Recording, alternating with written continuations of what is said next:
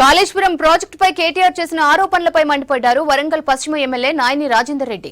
BRS హయాంలోనే కాళేశ్వరం కూలిందన్నారు. BRS BJP విలీనంపై డైవర్ట్ పాలిటిక్స్ చేస్తున్నారని ఫైర్ అయ్యారు. ఎమ్మెల్సీ కవిత చేసిన ఆరోపణలనే సీఎం రమేష్ నిరూపిస్తా అంటున్నారన్నారు. ఆయన కమెంట్స్ పై కేటీఆర్ ఎందుకు స్పందించడం లేదని ప్రశ్నించారు ఎమ్మెల్యే నాయని. కార్టూన్ గాడు వెళ్తారు ఇళ్ళకి నలుగురు ఐదుగురు. ఈ కార్టూన్ వాళ్ళకి ఏం పని పాట ఉండదు. వాని ఇల్లు అని చక్కగా సర్దిద్దుకోవటానికి కానీ బయటి వాటి గురించి మాట్లాడతాడు.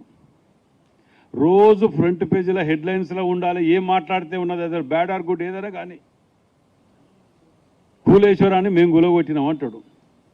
అనుమానం ఉన్నది అట వానికి. మాకు కూడా చాలా అనుమానాలు. నేను రామారావుని పేరు పెట్టుకుంటే మేమంటే బాగుండదు కదా. ఇవన్నీ వద్దు, బాగుండేవి మాట్లాడుకుంటూ పోతుంటే ప్రజలు అసహించుకుంటున్నారు మిమ్మల్ని చూస్తుంటే. మీరు మాట్లాడే మాటలకు అధికారం మీద ఉంటుంది. కాళేశ్వరం చుట్టూ పహారా పెట్టి పోలీసులు వందల మందిని పోలీసును పెట్టి మీరు నిర్మించిన దాన్ని ఎలక్షన్ల ముందు నెల 2 నెలల ముందు దానికి డ్యామేజ్ జరిగితే దాని మీద నీకు మాట్లాడటానికి నోరు వచ్చిందంటేనే నువ్వు ఎంత చిల్లరగా దిగజారిపోయినావు. సరే, నీ చిల్లరగా దిగజారటానికి నేను చెప్పనవసరం లేదు, బయట వాళ్ళు చెప్పనవసరం లేదు. నీ ఇంటి వాళ్ళే మీ చెల్లెనే నిన్ను ఏమంటాందో చూసినావు. సీఎం రమేష్ ఏమంటాడో ఆయన చూసినాం. ఒకటో రెండో మీకు చేతగాకనే దానికి జవాబు చెప్తలేవు ఎందుకు నువ్వు? వాళ్ళు అడిగిన ప్రశ్నకు బీజేపీలో విలీనం చేయాలి అని నువ్వు అడిగినావు, పోయి కాళ్ళేళ్ళు పట్టుకున్నావట.